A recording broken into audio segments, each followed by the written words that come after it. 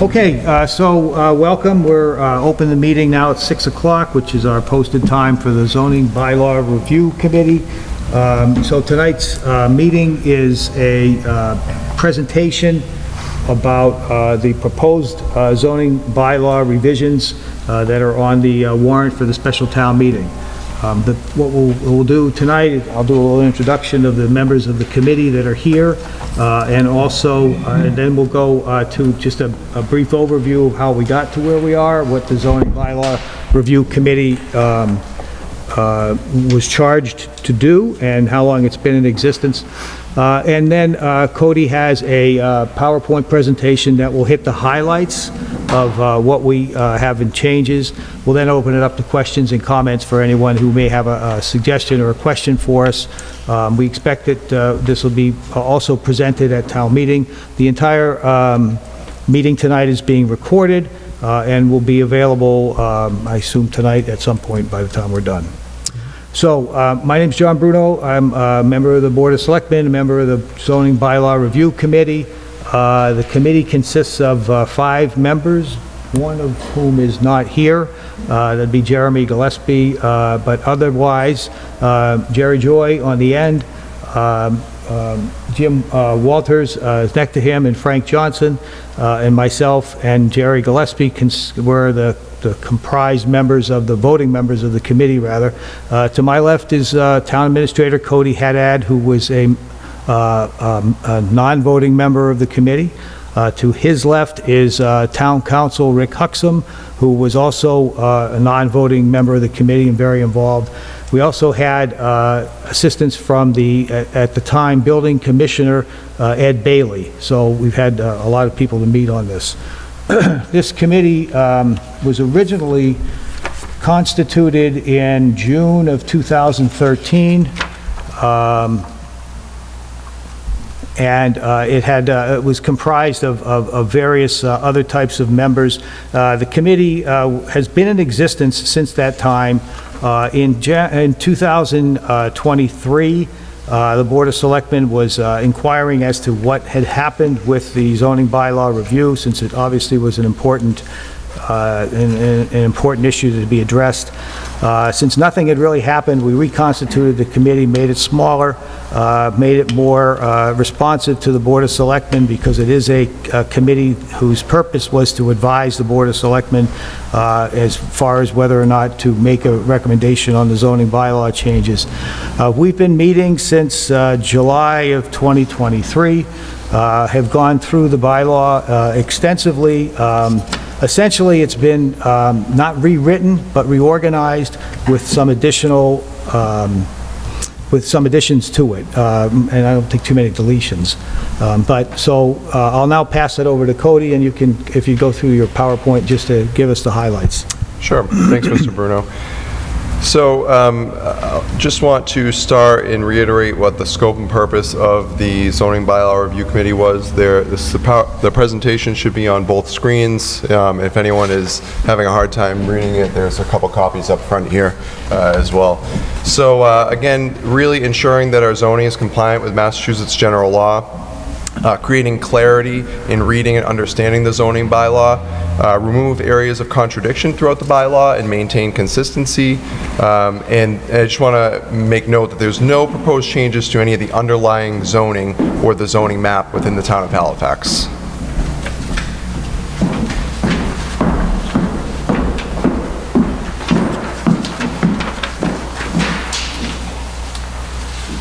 Of notable revisions, the first one would be change in 167.7D11. This is allowing mixed-use commercial and mixed commercial and residential uses in the B commercial and business district by a special permit by the Zoning Board of Appeals. The next is in the sign bylaw. We had a very long and detailed sign bylaw that was contradictory in many aspects. So that was simplified. We removed the size parameter where you could increase the signs by 25% for every 100 feet off the road. There's a new section, 16719, and this is on blighted properties. It's really to protect and preserve public safety, security, and quiet enjoyment of occupants, abutters, and neighbors. Requires all residential, commercial, and industrial property owners to maintain blighted and/or foreclosing properties, and regulates the maintenance of blighted or foreclosing residential, commercial, and industrial properties to prevent blighted and unsecured properties. The next change of substance is in the site plan review requirements. Those have been updated to improve efficiency in the review process. I'll get into that a little bit more in the presentation. And then there's also the accessory dwelling units. There was a state law change. We needed to update our bylaw to be consistent with state law. If we did not or do not pass this, the state law does still trump the local zoning. So if someone applies for an accessory dwelling unit, we do have to grant that permit. So, as I mentioned, site plan review, we were advised in July of 2024 by the Executive Office of Housing and Livable Communities that our current site plan review requirements may not be consistent with state law. They advised that we consult with Town Council to ensure that this section aligned with existing case law regarding site plan review for as-of-right uses. So, in working with Attorney Huxham and the Zoning Bylaw Review Committee, there is this proposal to rewrite the site plan review. Basically sets thresholds for different levels of projects. So any new building or construction containing 1,000 gross square feet up to but not including 2,000 would fall under that minor project. Expansion of buildings, increase of 1,000 square feet but no more than 2,000 again falls under that. Construction or expansion of parking spaces from 3 to 5 spaces, changes to loading areas, dumpster locations, exterior lighting, major landscape features, accessory structures would all fall under a minor site plan review. Then you fall into the major site plan review section, and this is ultimately everything else, so over 2,000 square feet, whether it's a new construction or an expansion. Construction of 6 or more parking spaces, grading, regrading, activity of 5,000 square feet or more, development of 7,500 square feet or more of impervious surface, or more than 15% of the lot area, whichever is smaller, construction of drive-throughs, any proposed change of use from single or two-family to multifamily or non-residential, and then the other criteria within there that is in the bylaw. One of the other changes of substance is, again, as I mentioned, the ADU requirement. So accessory dwelling units would be allowed as of right in AR and B zoning districts, allowed by a special permit in the C zoning district. It's a maximum of 1 ADU per lot, and it cannot be larger than half the gross area of the principal dwelling or 900 square feet, whichever is smaller. Can you just define an ADU so everyone knows what we're talking about? Sure. So accessory dwelling unit, ADU, is basically an in-law apartment that, as most people would be familiar with it. No more than 2 bedrooms, must comply with all of the requirements such as on-site water, septic disposal, etc. A single-family residence with an ADU must comply with fire separation regulations for 2-family dwellings, and all setback and dimensional requirements must still be met regarding as outlined in the bylaw. Within the proposed zoning bylaw, there's also the Zoning Bylaw Review Committee had recommended to remain consistent with the special permit granting authority. So the special permit granting authority is consistently the Zoning Board of Appeals throughout the proposed bylaw. And those are really the changes of substance. Beyond that, definitions were updated, and really the order of the table of use table was alphabetized, and again, just trying to make it more consistent, easier for our community to understand, to read, and this is the culmination of a very long process. So there is an executive summary that's posted on our website. There's also copies up here, which highlights each of the sections and the changes within each section. But as I mentioned, many of those are either moving things around and cleaning things up and placing them where they should be and make more sense within the zoning bylaw. If there's questions from the audience, I think we can take them first, and then we can go to Zoom if there aren't any questions in the audience. See if anybody from the zoning bylaw, do you have any comments, questions, anything that you want to raise? Not yet. Nope, okay. Yeah, Alan Diaz. Alan Diaz. At this point, are you taking any comments on particular sections of the bylaw? Yeah, okay. Absolutely. This is an open session, so we're... Okay. Whatever is a just- mistake, we'd like to find it now. Okay. I just want to point out multiple family dwelling units, which is section, I don't have the page number here, but it's in the definitions. I don't have a page number. Do you mean the new section with mixed-use commercial or something different? It is, it's number 8, and it goes along with multi-family development allowable by special permit from the Zoning Board of Appeals in AR, B, and C districts. Can you just specify where you are, Alan? That's what I'm trying to figure out. I'm in number 7, 8. Right here. I apologize, I should have. That's 160, what is it from?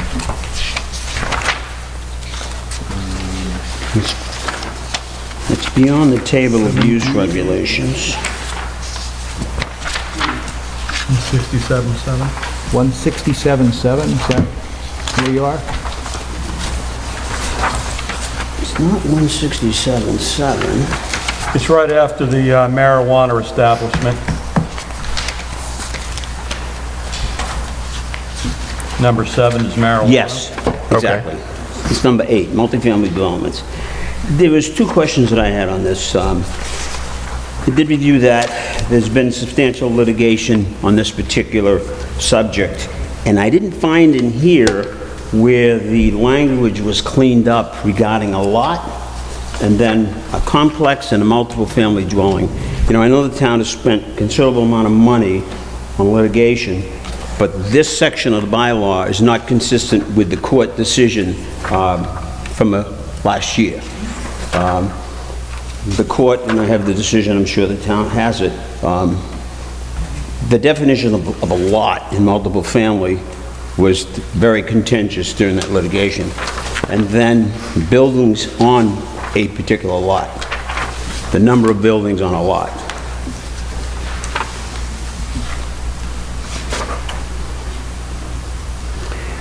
And under Section A of that, it is required that any multiple family dwelling complex proposed hereunder shall locate each building on an individual lot, which will have a continuous frontage on a public or private way.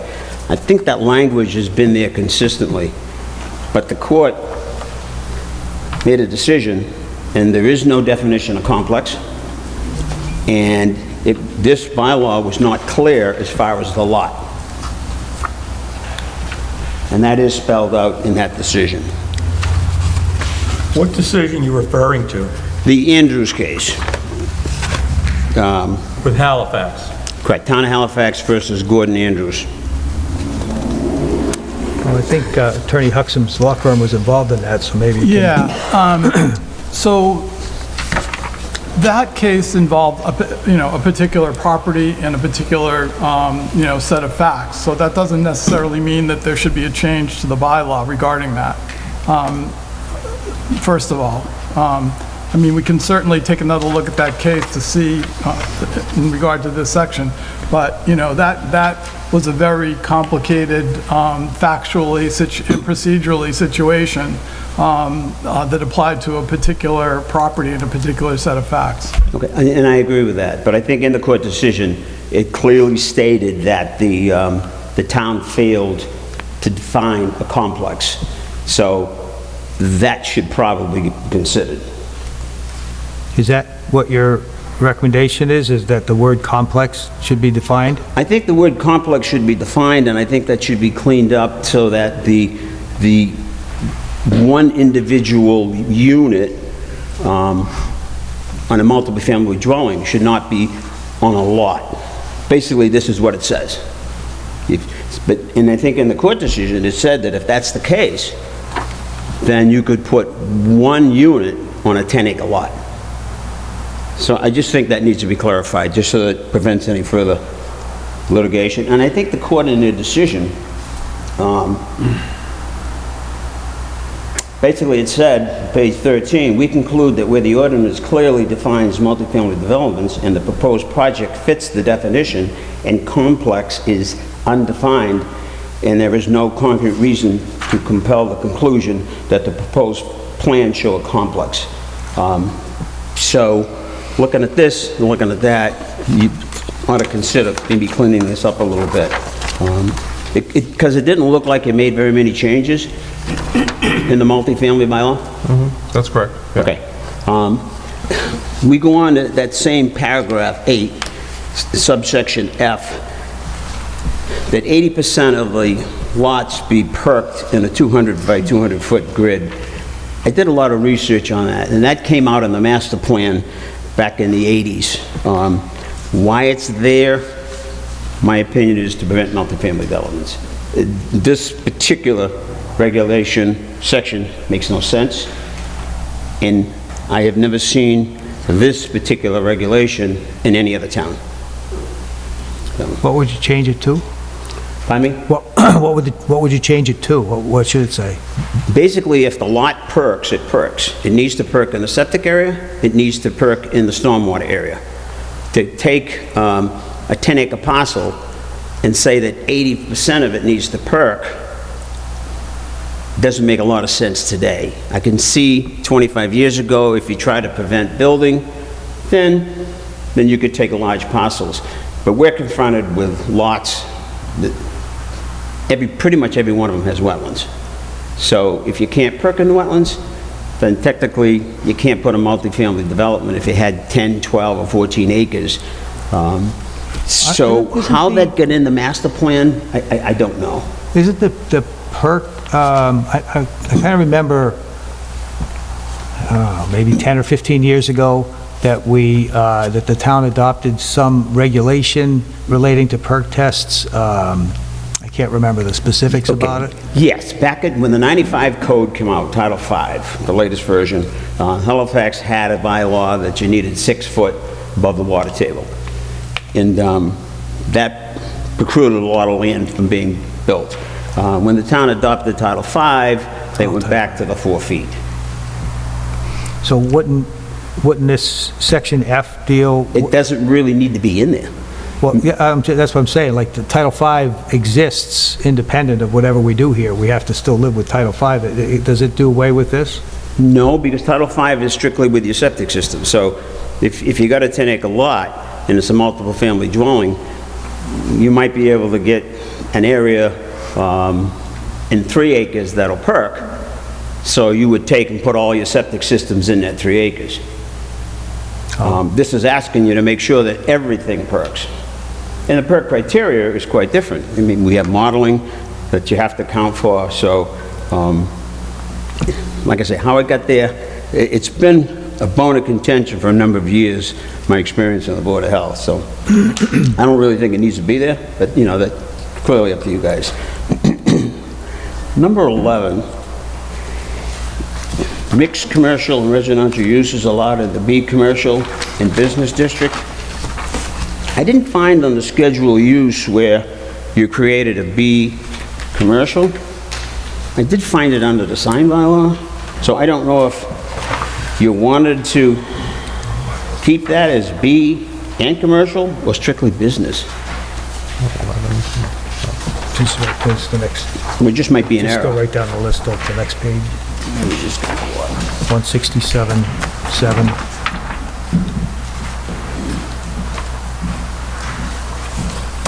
So we were just dealing with 8 multifamily development, and 9 trailer park, 10 trailer camps, 11's mixed commercial. Okay, yeah, 11, yep. Mixed commercial. And what you're saying, that the use in, It's not necessarily the mixed use. It's just that you say here that in the B, commercial and business. But the B is business. I Just see. to one district. And then it goes on under section A, first line, one lot may be allowed in a B commercial and business district. So that might tend to confuse some people, because it looks like you've got a B commercial and then a business district. Oh, I see. It's in the definitions of the. You know, it's, yeah, that's in the definition of the districts, Alan. What's in the definition of district? It's B, commercial and business, that's one zone. That's always been. But if you look at A, if you want to do this mixed commercial, it's allowed in the B commercial and the business district. That refers to one district. The B, Well, commercial then- and business, is one Well, district. then maybe you ought to just take "and business district" out, because it just appears that you got two districts. he's complaining That's my about only point.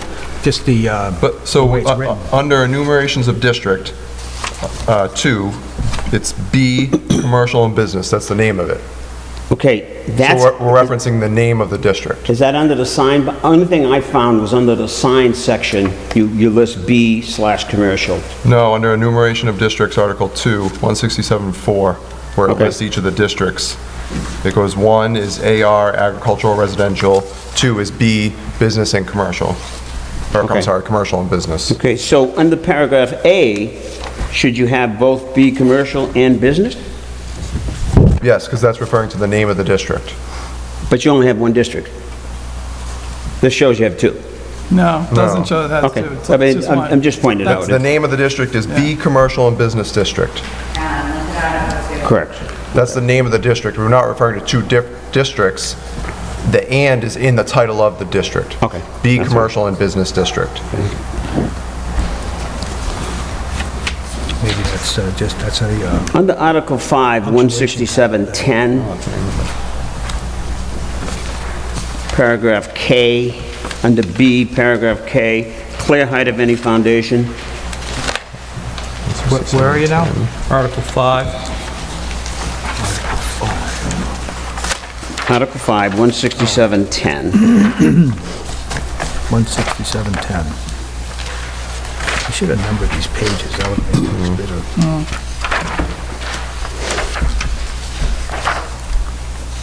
6710 is Article 4. Article 4? Yeah. Article 5.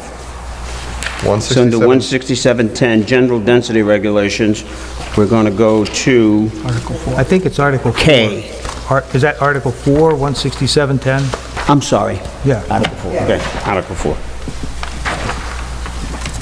And which section are you? you're K. referring- A.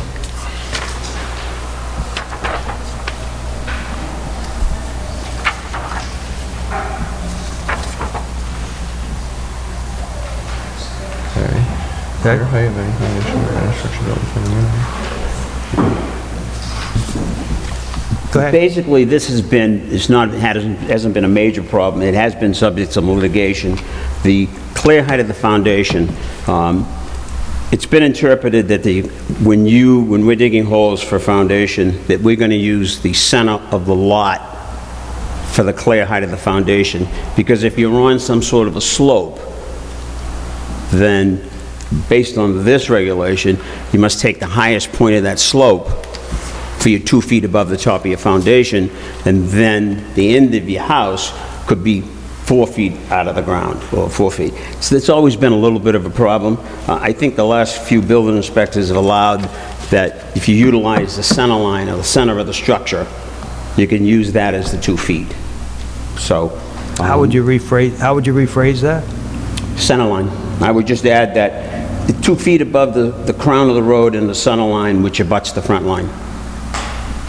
Well, maybe I'm looking at the wrong thing. You said 16710A? K. K. Okay, oh, I'm sorry. Oh, okay.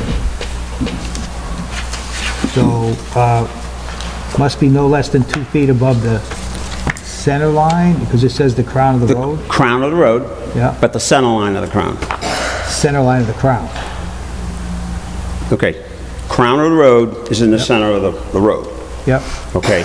You need to take the highest point of that roadway in order to establish your foundation height. Okay. So if you utilize the crown of the road, and it's basically that's just an elevation, if you can establish a foundation height from the center line of the structure or the center line, then that eliminates a lot of the problems that we have in excavations. But I guess what I'm trying to say is what do you want to write in that section there? Like, how would you change, what word would you change? I think he wants it to read, The clear height of any foundation of any structure built within a minimum of 100 feet of the front lot line must be no less than 2 feet above the crown of the road at the center line, which abuts the front lot line. Is that correct? Correct, but center line of the structure. Center line of the structure. No less than 2 feet above the crown of the road at the center line of the structure, which abuts the front lot line. So looking at a house on a hill, your foundation might be a little low here, but you'd be 2 feet in the center. Okay. I do have a couple more, if you don't mind. And this is just for clarification. The next one is 16712A1.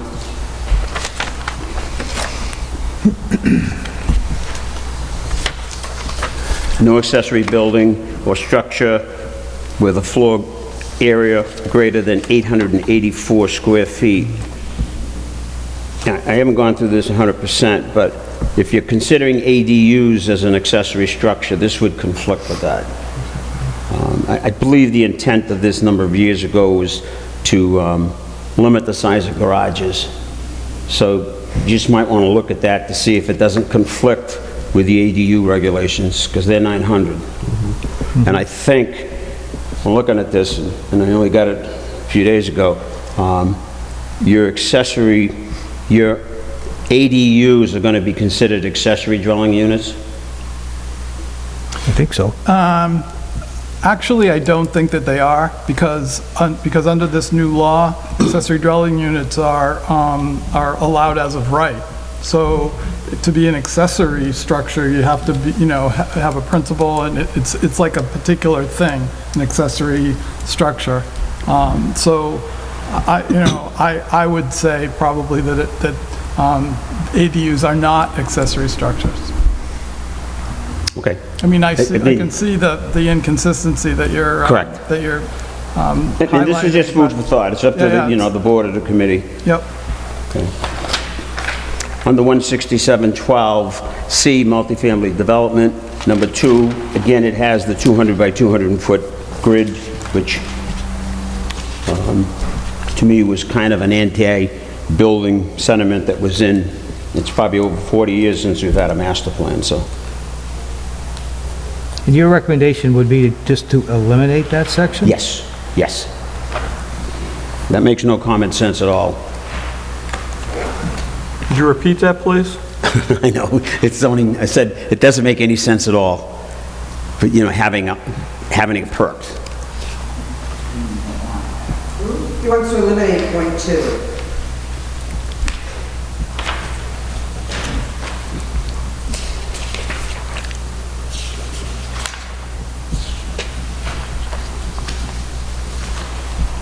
The next small item, under Article 5, we have our definitions. Article 5, C, administration, D,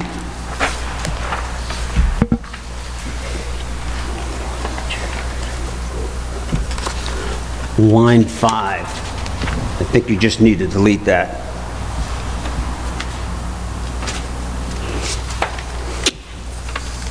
That basically, first line says you want the zoning board of appeals. That line says an appeal from the planning board. So it's just, you just need to make a change there. I'm not sure where he is. Can you I'm looking at D5 and it says removal of exterior signs. Okay, number C. No. C, administration. Section 1, paragraph D. Section 1, paragraph D. A special permit application for lighted signs. That one? Okay. Yeah. Yes. It's at the top of the page. Do you see that?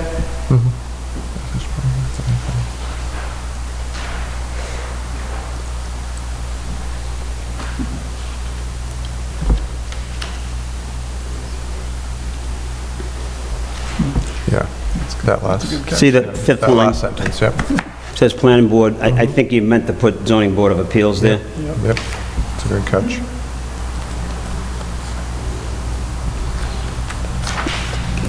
one is this, that's not the right one, is it? No, D, see, it says it goes to the ZBA, but then we have an appeal of the planning board. It doesn't say zoning board. Oh.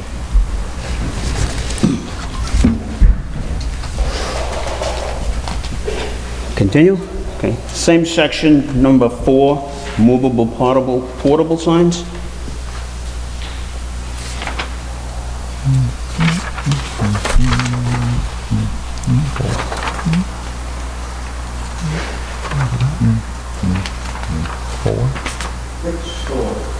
Section 4 is not movable signs.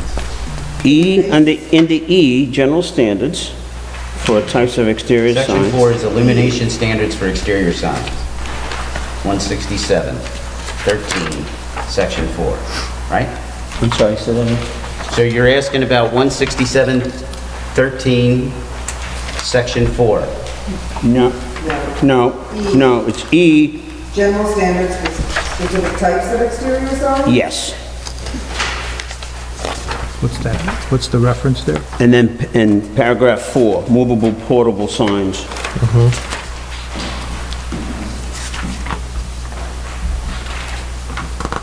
Do you see it? Okay. My question here is, are you trying to regulate luminary signs that are registered type of vehicles? That's really not clear. I mean, I don't see how the town can regulate a sign that's registered. I don't know if that needs a little clarity, but it looks like that if you got a sign on the side of the road that, that's registered, that you also need a permit. So you might want to just clarify that.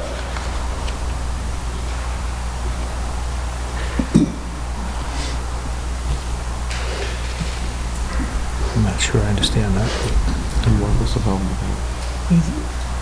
What do you mean by registered? A registered sign? If you have a sign trailer that's registered in the Commonwealth, A sign trailer, meaning one of those things an that arrow drives board around, or it's anything like that. This indicates that if you had that portable sign, because that is considered a portable sign, do you need a permit?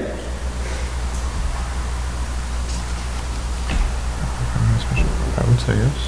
Yeah, well, if it's kept on a particular property. Yeah, if it's kept It says on a yes. particular property, yeah.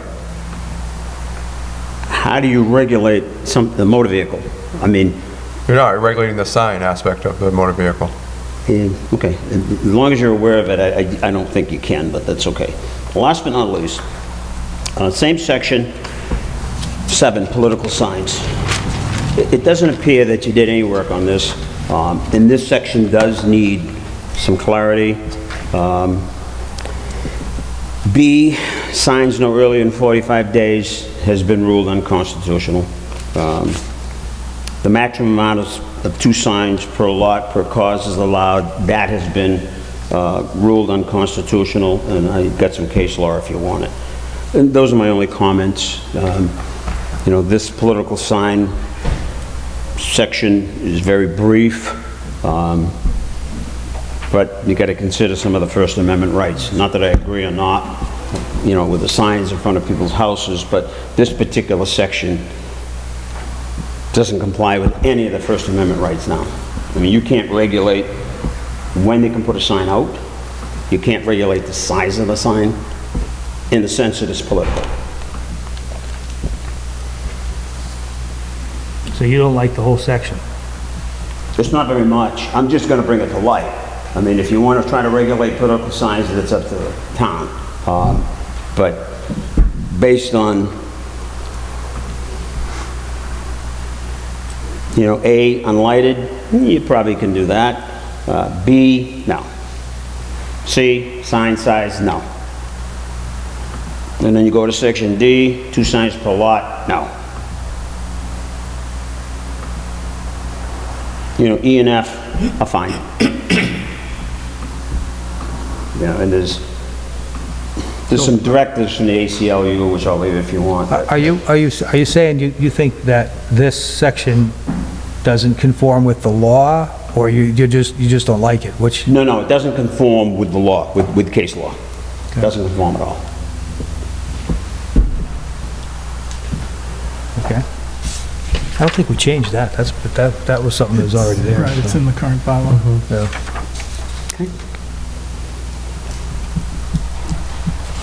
Actually, some of these things I don't think we really addressed anyway.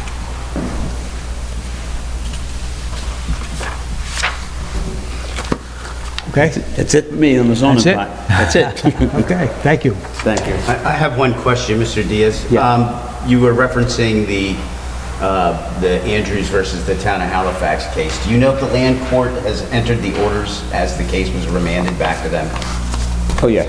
They've been to the orders. I mean, I could give you a copy of that, only a short portion of the decision. I see the decision from the appeals court. It was remanded back to the land court to enter orders. Has that been done? Yes, that has been done, and that's these orders here. That has been done. That's just a perfunctory, the appeals court is saying, do this, and just write it out that way. That's what Right. they're saying. Correct. But it clearly states in that decision that the definition of complex should have been defined, and the fact that each unit on a lot needed to be clarified. So, I have a small section of that if you want it. All right, but I'm reading, I have the conclusion in front of me, so thank you. Okay. Okay, thank you. Thanks. Thank you. Next, Mr. Bolger. Jeff Bolger, Brandeis Circle, Halifax. I just wanted to follow up on that political sign. One thing that kind of caught my eye, because I've obviously been in violation of this, although I think it's my right to do it. I've had political signs in front of my house, and I've had a spotlight on them at night. And I'd like to point out that protocol for American flags, if you're hanging a flag out at night, is to light them. So if you're free to light a flag, I don't know why you can't light a political sign. And so I do take exception to that particular section. So the only, Mr. Diaz said he doesn't think the whole section's appropriate, but your objection is just that you can't light a sign? I tend to agree with him on all those other points. Okay. Anyone else? Anyone else? Going? Anybody from Zoom? If there's anyone on, Ms. Troop has something, I believe. Amy Troop, 10 Hillside Ave. I just wanted to point out, as a former zoning bylaw review committee member, that we were doing a very fine job, and I could show you the notes, and Mr. Huxham was coming and meeting us regularly, and we were doing one section at a time. And I believe, just so that the town knows, that part of the reason, since you got elected in November of 2022, we didn't have meetings, but one of the people who didn't show up was you. And I think that's very important for the town to be aware of. And I had communication with you all the way till July. But as we've seen here tonight, thank you, Alan, a lot of these changes weren't thoroughly done. And that's clear by tonight's meeting. And there's so many changes that are still left to be done. Obviously, and I just think that it's really important for the town to know the fact that we have an appointed board being named throughout the entire bylaw instead of the elected board of the people to go over these things. And also, at site plan review, we have a building inspector that is in charge of now being able to put on a commercial or industrial zone a 1,000 to 2,000 square foot building without any site plan approval. That's not true. No, that's, true. you Requires said a 1,000 to 2,000 Right, is with, that meets the threshold of site so, plan I'm review sorry, for a up to minor project. 1,000 then. If it doesn't trigger any of the other thresholds, yes. But still. What commercial or large project would not trigger at least 3 parking spots? You're making it a very difficult process instead of everybody going and having the same place to go. And you're we're taking doing away, exactly opposite. you're taking away the elected people's No, the site plan reviews- representatives. No, You are. You're absolutely incorrect. No, I'm not, Cody. This still goes to the elected planning board for site plan review. That's chapter 48. That's a requirement. But you're removing where a lot of buildings of 25,000 square foot or above, they'd go to zoning board of appeals to get an appeal to be able to do that, or a special permit to be able to do that, instead of just one place with the site plan with the planning board. They still would have to go to site plan review. So what is being taken away? So it's another step for the people, and But that's I one just of the wanna- I just want to problems. make sure we reference your concern of taking it away from the planning board. So what in site plan review is being taken away from the planning board? You're throwing all of the special permits that were written No, we're in talking about here. site plan review, Ms. Troop. You brought up site plan review. So what in site plan review is being taken from the planning board? Any decision on small modifications. That's not true. That's No, not that true. is, They all- there's the you guys can thresholds are say clear. it, but you already said thresholds, and they would not go to the planning board if the building inspector decided not to, so that is true, and that you guys can try and sugarcoat it, but it's true. Stop it. Okay. And also the blighted properties, properties, we already have registered motor vehicle laws, and we already have Board of Health laws that make it so that you can't have, oil or anything that would cause a health problem, such as rats.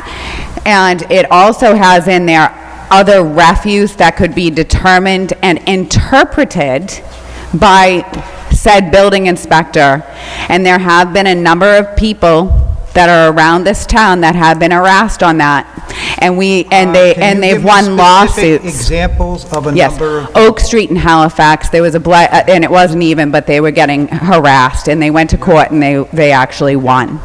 So there are people, and there's more people in this town, and I won't reveal their names, but they're very well aware that this is in here, and it's not okay, because you're making it so that one person can determine it. I understand what you're trying to do, however, it's way overreach. This is the United States. We're supposed to be free.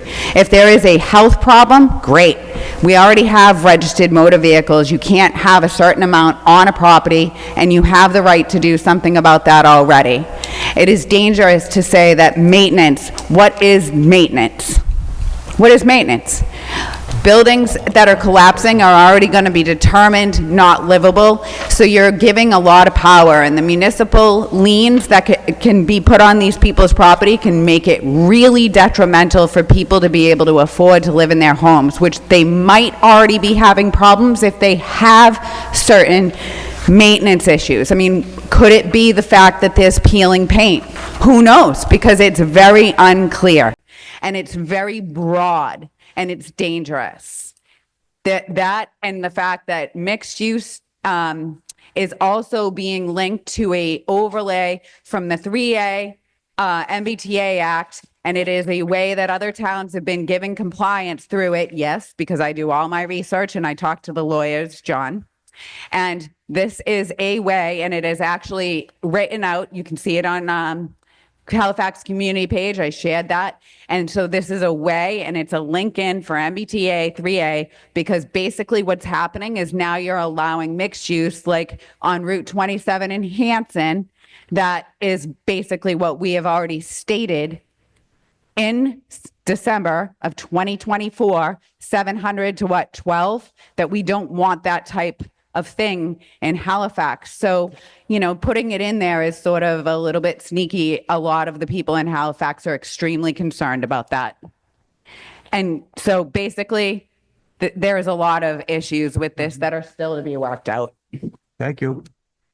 Anyone else have any comments? Anybody on Zoom?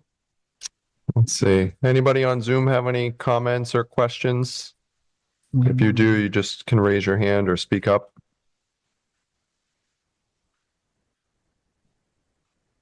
I don't see anything. Okay, well, we'll take this, oh, yeah, please, Mr. Boulder.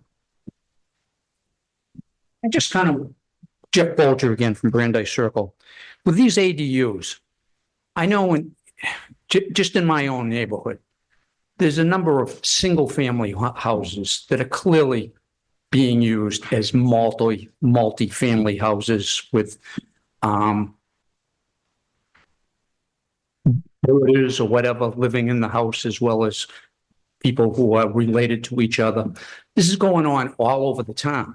Now, are those houses going to have to be brought in to compliance under ADU and meet whatever the requirements are to that? Or are they just going to continue to be So ignored? are you talking about buildings that are constructed to have like multi-unit, like an in-law apartment? Or are you talking about just a bunch of people living together? Talking about actually both. Okay. Well, I think Attorney Huxham can tell us what the ADU, again, the ADU, reason we put this in the bylaw is because the state law changed in February, I think. Right. And we had to do something. I think that, that you're talking about kind of two different things. You know, the issue of people having like a rooming house that might not be legal in that particular Right. district. Well, I guess my question is, are they going to have to bring themselves into compliance and under some ADU arrangement? Because I think the town has been ignoring that problem for years. I mean, that may be a very valid point, but I think it's kind of a separate issue because the ADU law says that that all towns have to allow at least one accessory dwelling unit in single-family resident districts that's no more than 900 square feet. So as of right, so that's a little bit of it's a separate unit, I think, as Mr. Haddad mentioned. So that's a little bit different from the issue of, you know, the rooming house kind of situation, which could well be, Are the ADUs are separate buildings? they can be within the primary structure, or they can be a separate, Like an in-law? yeah, Or they can be the garage. or they can be a separate building. Or like, yeah, like a granny, they call it Just granny wanna be houses or whatever? Clear, they do still have to meet all code, building code and all requirements. Yeah. And I'm if, gonna have and if, Cato in my shed out back by the pool. Remember Cato? I do. Does he approach you every time you come in? Anyone else have any comments for us? Yeah, Chris Minowitz, please. Chris Reynolds, 129 Circuit Street. Just trying to find the mixed use, but maybe you could just explain it a little better. Like the way it's written, how big of a buildings would be allowed or how many on a lot? Let's see here. Once. Let me give you a summary. 167.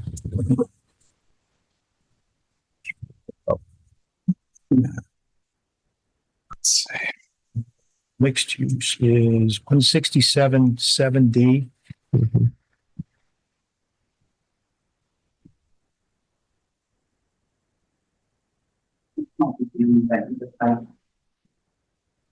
67.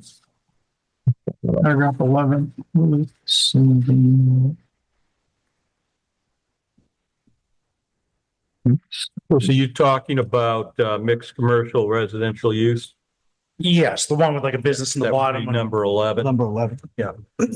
sorry. I'm just trying to vision the way it's written, like how big of a building or, I mean, it wouldn't look like the Thorndike Apartments, right? Buildings that big. The way it's written. Don't blame us. Yes, sir. Sorry.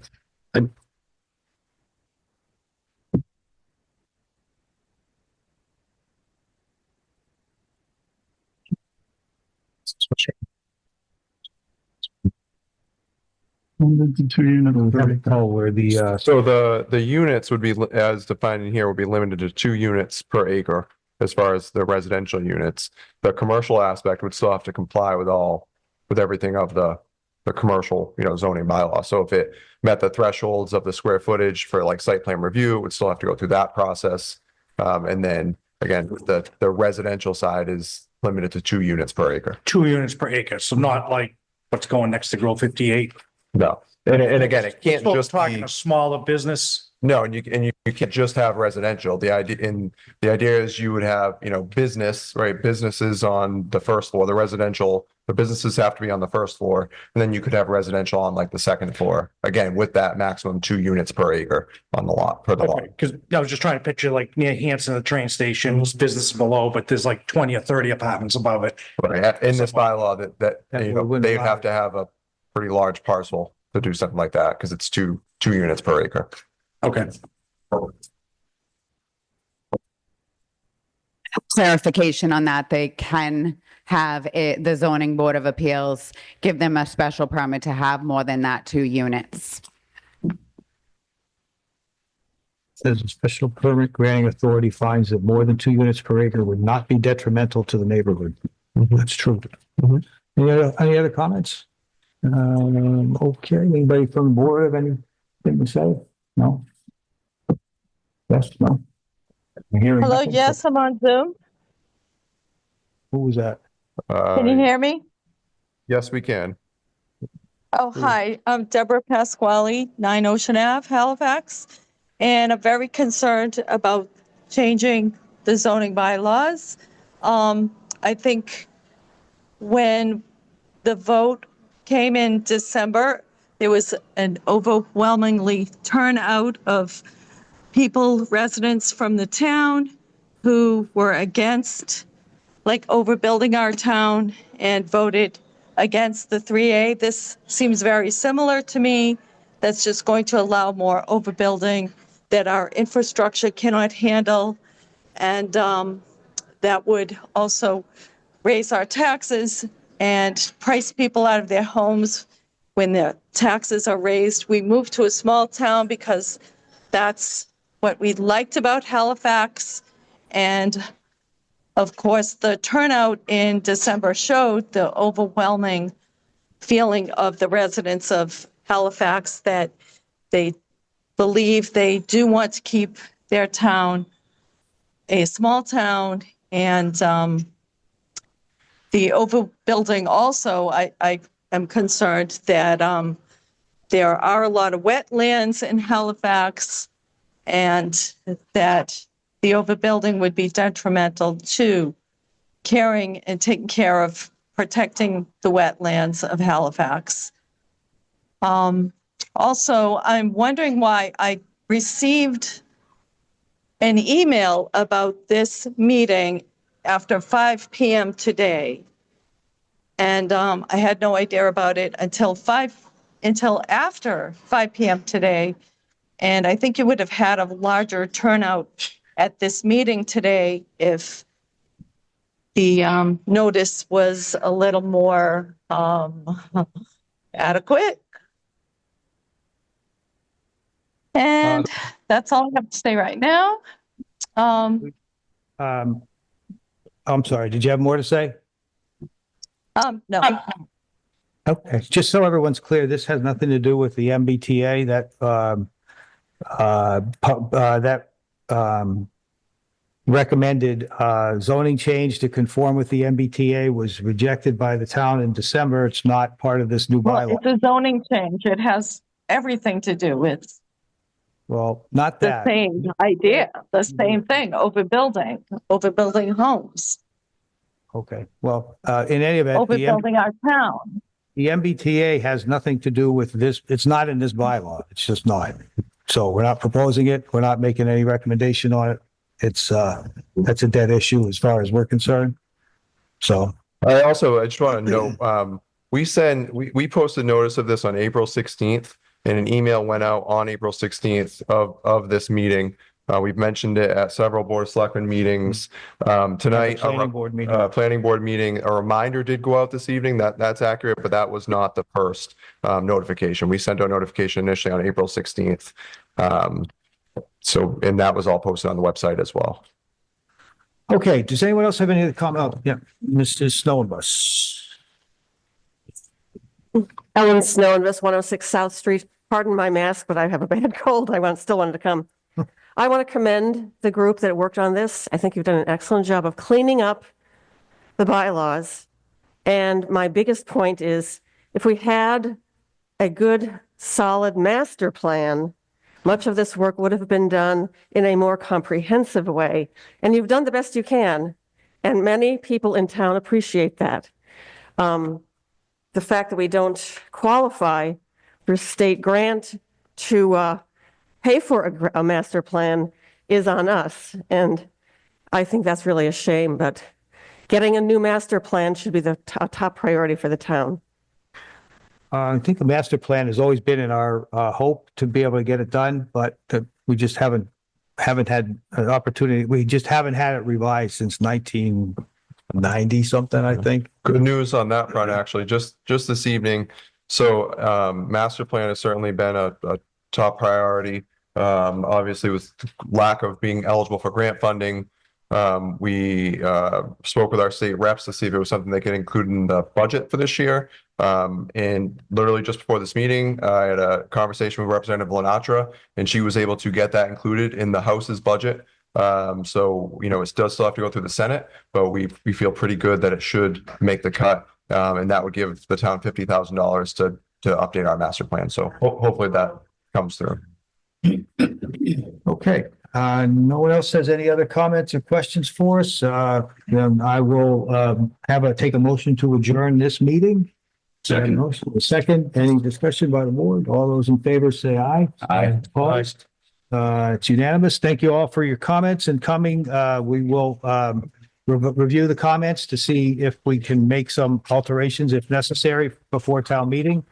And if anyone else on Zoom or whatever has any more comments or questions they want to send to us by email, please do so, and we will take them into consideration. All right, Okay, thanks. meeting's over.